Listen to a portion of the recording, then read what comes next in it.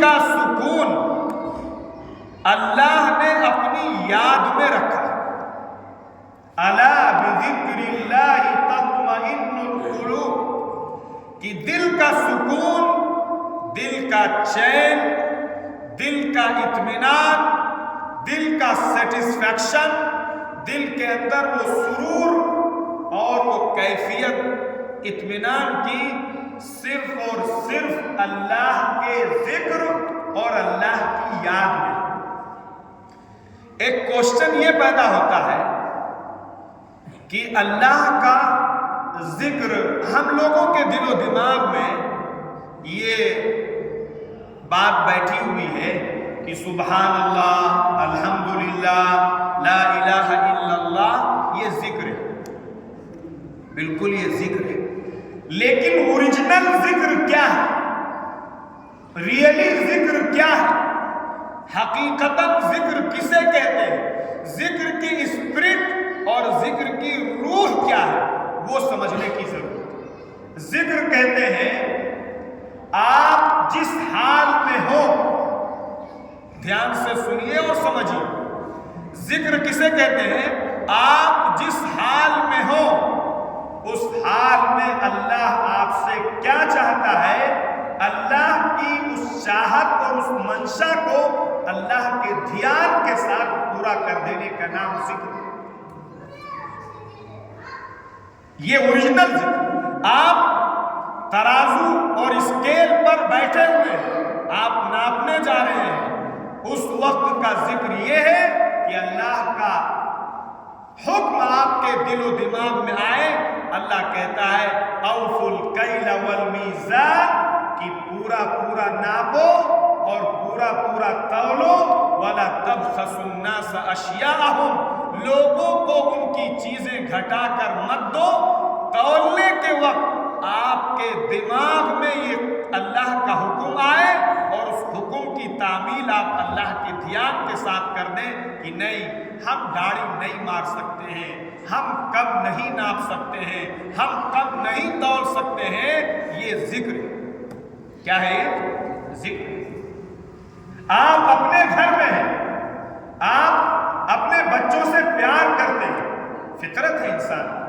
ہر آدمی جب اپنے گھر جاتا ہے، اپنے بچوں کے پاس جاتا ہے، تو سارے بچے اپنے باپ کی طرف، چچا کی طرف، ماموں کی طرف، رشتہ دار کی طرف، کوئی ماں بہن ہے تو اس کی طرف بچے وہ سب دوڑ آتے کہ ابا آئے، ابا آئے، اور چچی آئیں، چچی آئیں، پھوپھی آئیں، پھوپھی آئیں.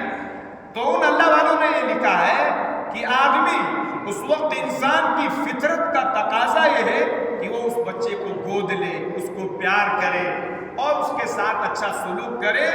لیکن اللہ کا ذکر اس وقت بھی آدمی کو ملحوظ ہو. لکھا ہے کہ وہ تھوڑی دیر، چند سیکنڈ کے لیے اپنے آپ کو روکے اور یہ کہے کہ میں اپنے اس بچے سے پیار اس لیے کرتا ہوں کہ میرے آقا پیار کرتے ہیں. یہ ذکر. یہ کیا ہے؟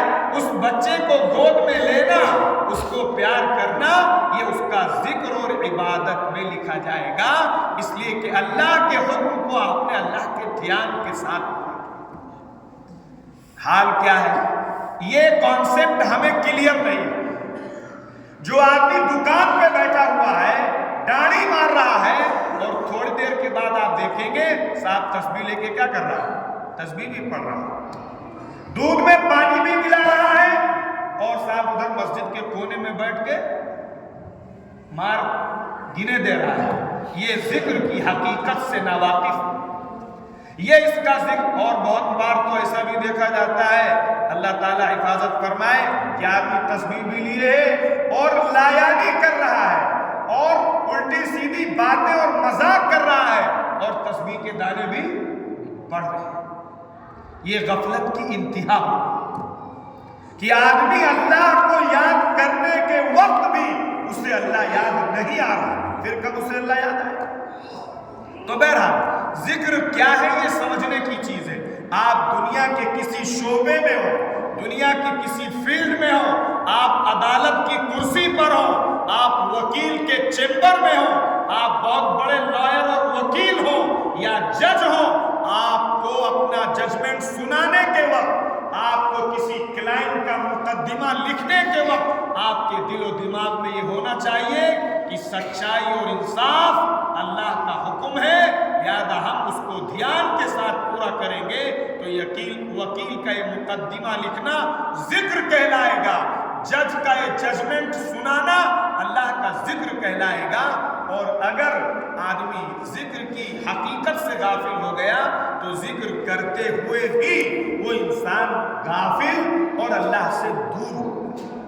اور جو آدمی ہر موقع سے، ہر طریقے سے اللہ کو یاد رکھے گا وہ صحیح معنوں میں اللہ کے قریب ہو، اللہ سے نزدیک ہو۔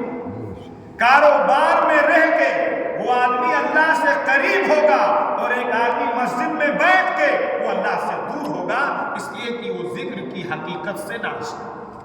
بہرحال میں یہ کہہ رہا تھا کہ دل کا جو سکون ہے وہ گنہگار، جو آدمی گناہ کرتا ہے، پاپ کرتا ہے، نافرمانیاں کرتا ہے، اللہ کے حکم کو توڑتا ہے، اس انسان کے دل میں خدا کی طرف سے وحشت، خدا کی طرف سے بے چینی ڈال دی جاتی ہے۔ پھر مال و دولت کے انبار اس انسان کی بے چینی کو، اس کی گھٹن کو دور نہیں کر سکتے ہیں، اس لیے آدمی کو گناہ سے بچنا چاہیے۔